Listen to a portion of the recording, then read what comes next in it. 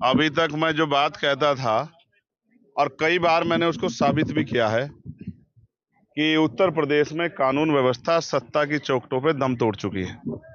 आपने और मैंने देखा कि एक मॉब लिंचिंग यहाँ हुई और उसका वीडियो है कि किस तरह से 12-15 लोग एक आदमी को सरियों से, लोहे की रोडों से, डंडों से पीट रहे और इतना पीटा कि उसकी जान चली जाती है। आज जब मैं उनके परिवार से मिला तो मुझे जानने का मौका मिला कि उसकी 22 फ्रैक्चर थे, 22 जगह से उसकी हड्डियां टूटी गई थी। आप समझो कि उस पर कितने हमले हुए होंगे।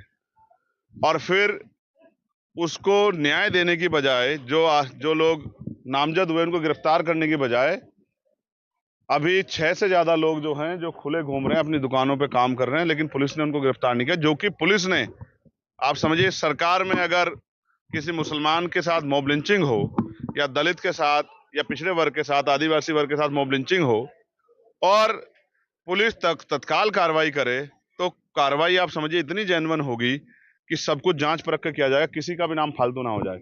तो उन लोगों को वीडियो एविडेंस के आधार पर चिन्हित किया गया और उनमें से 6 लोग बाहर आराम से घूम रहे हैं। उल्टा 11 दिन बाद इन्हीं के परिवार पे के 7 लोगों पे मुकदमा दर्ज कर दिया गया कि भाई ये लोग उसके साथ शामिल थे, जबकि सच ये है कि ये लोग अपने अपने कामों पे अपने अपने घर थे, ये वहां थे भी नहीं। तो मैंने यहाँ के कप्तान साहब से ये मांग की है कि वो घटना को दोबारा चेक कराएं। हो सकता है इनके साथ चंद्रशेखर आजाद भी वहां हो, और अगर चंद्रशेखर आजाद भी उनकी नजरों में, यहाँ की सत्ता के लोगों की नजरों में आ जाए कि वो भी थे, तो एक मुकदमा दर्ज चंद्रशेखर आजाद पे भी इनके साथ कर दे, सप्लीमेंट्री लगा के। और जब इनको जेल भेजना हो तो मुझे बता दे, मैं भी इनके साथ जेल चलूंगा। क्योंकि अगर आप न्याय नहीं दे सकते और इस वर्दी का की गरिमा को भी नहीं बचा सकते तो आपको कुर्सी पे बैठने का कोई अधिकार नहीं।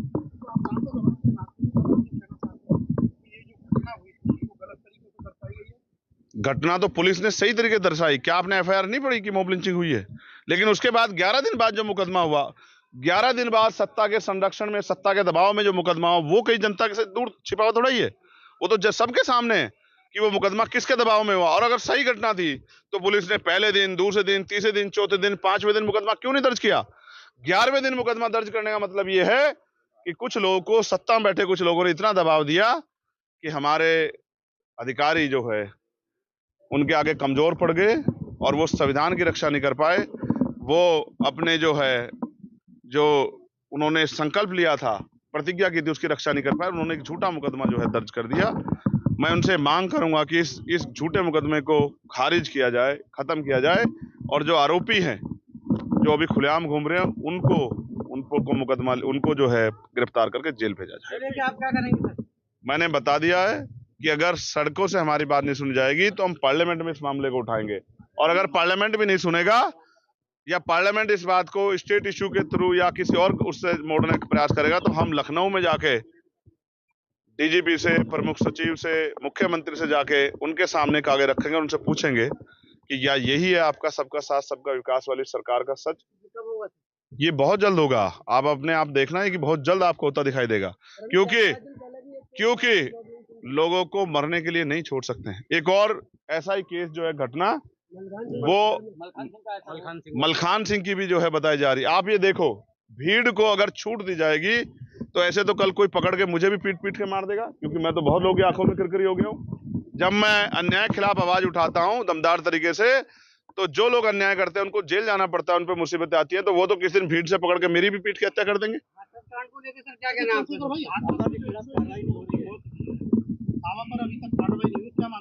देखो, एक तरफ बाबा पे कार्रवाई नहीं हो रही है, दूसरी तरफ घर में बैठे लोगों, निर्दोष लोगों पे कार्रवाई हो रही है। पहली बात तो ये पुलिस और प्रशासन का फेलियर था, जिसको किसी भी कीमत पे भुलाया नहीं जा सकता। इतनी बड़ी भीड़ इकट्ठा हो रही है तो एलआईयू क्या कर रही थी, इंटेलिजेंस क्या कर रही थी? उनके पास इसकी क्यों जानकारी नहीं थी? और जानकारी थी तो उन्होंने उचित व्यवस्था क्यों नहीं की? मुझे ऐसा लगता है कि प्रशासन और पुलिस और सरकार ये जानती है कि वहां वंचित वर्ग की महिलाएं ज्यादा जाती हैं, वहां गरीब लोग ज्यादा जाते हैं, तो वो मर भी जाएंगे तो क्या फर्क पड़ेगा? अगर ये उनकी जान की वैल्यू समझते, जैसे कोई वहां वीआईपी जाता तो वहां एक वीआईपी के लिए कई हजार पुलिस फोर्स लगा के व्यवस्था कर दी जाती, तो उनकी, उस गरीबों की उसमें कोई वीआईपी नहीं था। तो गरीब अगर 100-125 मर भी गए तो सरकार को इससे क्या फर्क पड़ता है? 2-2 लाख रुपए का मुआवजा, क्या कितना पैसे का मुआवजा दिया है? मुआवजा कितने पैसे का दिया? तो ये बताओ, एक आदमी की जान की कीमत 4 लाख रुपए होगी सरकार के नजर में। तो भाई कौन बचा रहा है ये भी बता दो बस। बाबा को बाबा जी बचा रहे हैं, हम तो नहीं बचा रहे। और ये बताओ जब कैसे गिरफ्तारी की मांग कर लूं जब एफआईआर में नाम ही नहीं है। आप बताओ ना, जब एफआईआर में नाम नहीं है तो कैसे गिरफ्तारी कर लेगी सरकार।